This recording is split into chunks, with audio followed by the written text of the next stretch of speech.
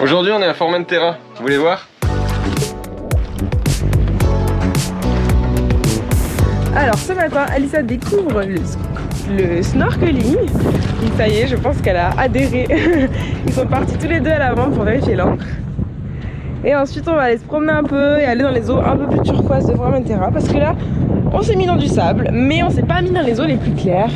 Parce que c'était blindé, qu'on voulait être un petit peu tranquille.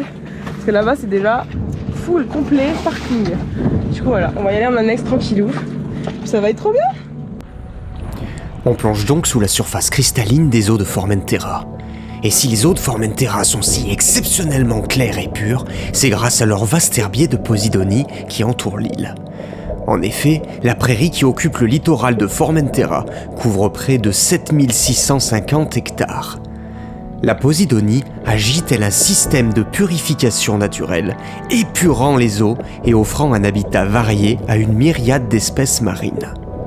En parallèle, la Posidonie influence également la préservation et la sédimentation des plages de sable, faisant la renommée touristique de l'île, prisée notamment par les passionnés de plongée sous-marine. Là on est dans les eaux turquoises. Pendant qu'Alissa parcourt l'île à la nage pour continuer l'exploration sous-marine, on file avec Céanie en annexe vers le chenal d'accès à la plage pour poser l'annexe. Et là, c'est le coup de cœur assuré. Formentera a évité le bétonnage des plages qu'on trouve sur toutes les côtes en Espagne et même le long de la plupart des plages des autres îles Baléares.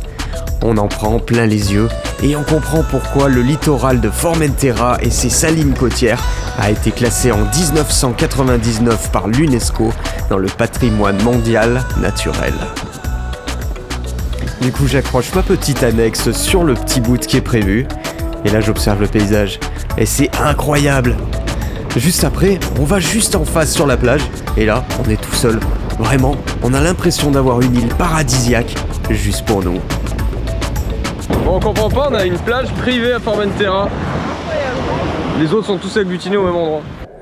Quand on repart, je vois un truc que j'avais pas vu à l'aller. Ébloui par la splendeur de Formentera, j'avais pas remarqué ce bateau qui était échoué au fond de l'eau. Alors je sais pas comment il s'est retrouvé là, surtout que c'est un super bateau à moteur qui paraît tout neuf.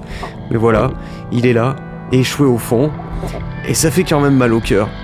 D'abord pour la nature environnante, parce qu'on sait que ça pollue, mais aussi pour le bateau en lui-même. Quand on est de retour au bateau, on décide de se reposer un peu et d'observer le magnifique paysage.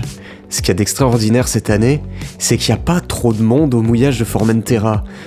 La dernière fois qu'on y est allé, il y avait vraiment énormément de monde, et là on est presque tout seul au mouillage.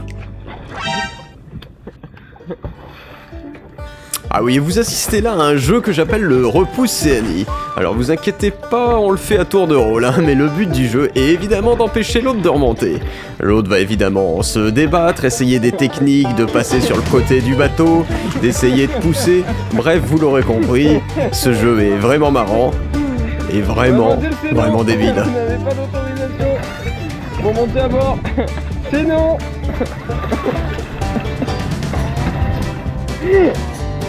D'habitude, je la laisse revenir assez rapidement, mais là, elle veut passer sur le côté. Et là, c'est le bateau. Visiblement, Corail veut jouer avec nous. Tu vas pas me filmer, en plus tu arriveras pas à m'empêcher de monter. Et comme je vous disais, évidemment, c'est un tour de rôle et Céanie, elle en profite grave parce que, évidemment, elle essaye de pas me laisser remonter à bord. C'est drôle là. Et voilà. Et oui, je vous l'ai dit, le jeu il est peut-être débile, mais en tout cas, il est super marrant. Bon écoute. Donc il n'y a pas besoin d'être fixé sur la victoire en fait. C'est quoi ces têtes là que vous faites? Ah mais tout va bien. On dirait que vous avez perdu au jeu, non? Vous faites laminer un peu, non? Non. Un petit peu.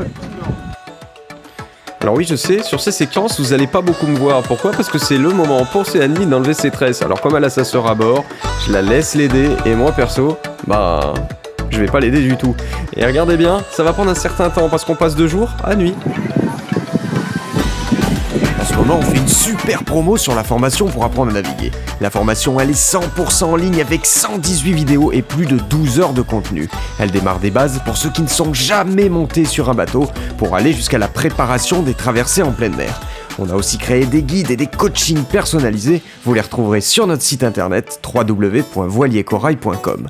On vous met le lien dans la description de cette vidéo. Quant à moi, je vous dis salut les copains et à bientôt.